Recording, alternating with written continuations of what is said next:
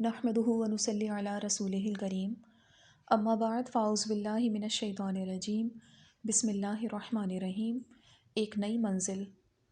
جب آپ صلی اللہ علیہ وآلہ وسلم کی عمر مبارک 40 برس ہوئی اور یہی پیغمبروں کی بعثت کی عمر ہے تو آثار نبوت جگمگانا شروع ہو گئے۔ یہ آثار سچے خواب تھے۔ آپ صلی اللہ علیہ وآلہ وسلم جو خواب دیکھتے سچا ہو جاتا اور جس طرح دیکھتے اسی طرح پورا ہو جاتا۔ اس حالت میں 6 ماہ کا عرصہ گزر گیا۔ پھر آپ صلی اللہ علیہ وآلہ وسلم کو تنہائی بہت عزیز رہنے لگی۔ رسول اللہ صلی اللہ علیہ وآلہ وسلم غار حرا میں خلوت گزین رہتے تھے۔ گھر واپس آنے سے پہلے کئی راتیں عبادت میں گزار دیتے۔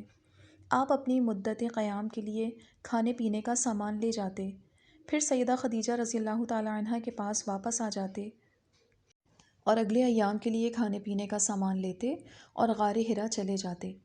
ایک دن آپ صلی اللہ علیہ وآلہ وسلم غار میں ہی تھے کہ اچانک آپ کے پاس پیغام حق آ گیا۔ ایک روایت میں ہے کہ 2 فرشتے رسول اللہ صلی اللہ علیہ وآلہ وسلم کے پاس آئے۔ اس وقت آپ صلی اللہ علیہ وآلہ وسلم مکہ مکرمہ کی ایک وادی میں تھے۔ ایک فرشتے نے دوسرے سے کہا، انہیں ایک آدمی کے وزن سے تولو۔ آپ صلی اللہ علیہ وآلہ وسلم کو تولا گیا تو آپ صلی اللہ علیہ وآلہ وسلم اس پر بھاری رہے، حتیٰ کہ آپ صلی اللہ علیہ وآلہ وسلم کو آپ کی امت کے 1000 افراد کے مقابلے میں وزن کیا گیا۔ تب بھی آپ ان سب سے وزنی ہوئے۔ اس فرشتے نے کہا، اگر تم انہیں ساری امت کے مقابلے میں تولو گے تب بھی یہی وزنی رہیں گے۔ پھر ایک فرشتے نے کہا، ان کا پیٹ چیر دو۔ دوسرے نے آپ صلی اللہ علیہ وآلہ وسلم کو لٹا کر آپ کا سینہ مبارک چیرا اور آپ کا دل نکال کر اس میں سے شیطان کا حصہ نکال پھینکا جو خون کے ایک لوتھڑے کی شکل کا تھا۔ پھر ایک فرشتے نے دوسرے سے کہا، ان کا سینہ اچھی طرح دھو ڈالو جیسے برتن دھویا جاتا ہے۔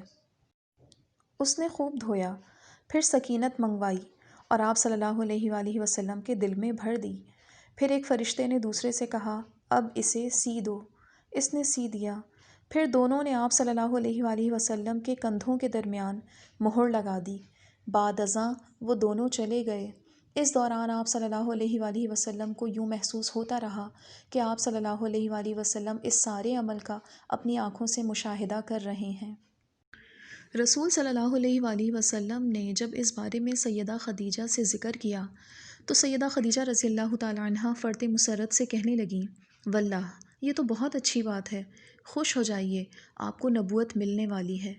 نبی رحمت صلی اللہ علیہ وآلہ وسلم نے سیدہ خدیجہ رضی اللہ تعالی عنہ سے فرمایا، مجھے روشنی نظر آتی ہے اور میں ایک آواز بھی سنتا ہوں۔ کبھی کبھی مجھے خیال گزرتا ہے کہ کہیں مجھے جنوں تو نہیں؟ سیدہ خدیجہ رضی اللہ تعالی عنہ نے فرمایا، ابن عبداللہ، ہرگز نہیں، اللہ تعالیٰ آپ صلی اللہ علیہ وآلہ وسلم سے ایسا سلوک کبھی نہیں کرے گا۔ پھر وہ آپ صلی اللہ علیہ وآلہ وسلم کو ورقہ بن نوفل کے پاس لے گئیں، انہیں پوری تفصیل بتائی تو وہ کہنے لگے، اگر یہ سچ ہے تو پھر اسی فرشتے کی طرح ہے جو حضرت موسیٰ علیہ السلام پر اترتا تھا۔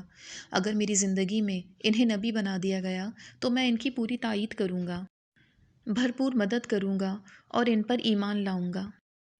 اگر حالات و واقعات پر غور کریں تو معلوم ہوتا ہے کہ سیدہ خدیجہ رضی اللہ تعالی عنہ ایک بڑی بھرپور زندگی گزار رہی تھیں۔ گھر کا ماحول بہت عمدہ اور مثالی تھا۔ اولاد کی تربیت نہایت اعلیٰ معیار پر انجام پا رہی تھی۔ سیدہ خدیجہ نے اپنی دولت کی کبھی پرواہ نہ کی تھی۔ یہ دولت پوری طرح رسول اللہ صلی اللہ علیہ وآلہ وسلم کے تصرف میں تھی۔ ادھر اللہ رب العزت خیر البشر سید ولید آدم کو ایک بہت بڑی ذمہ داری کے لیے تیار کر رہا تھا۔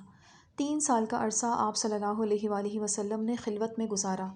آپ صلی اللہ علیہ وآلہ وسلم کا غار حرا میں تشریف لے جانا، وہاں یکسو ہو کر عبادت کرنا اور آسمان و زمین کی خلقت پر غور کرنا اسی وقت ممکن تھا جب گھر کے معاملات بڑے عمدہ طریقے سے چل رہے ہوں اور گھریلو معاملات میں کسی قسم کی پریشانی لاحق نہ ہو۔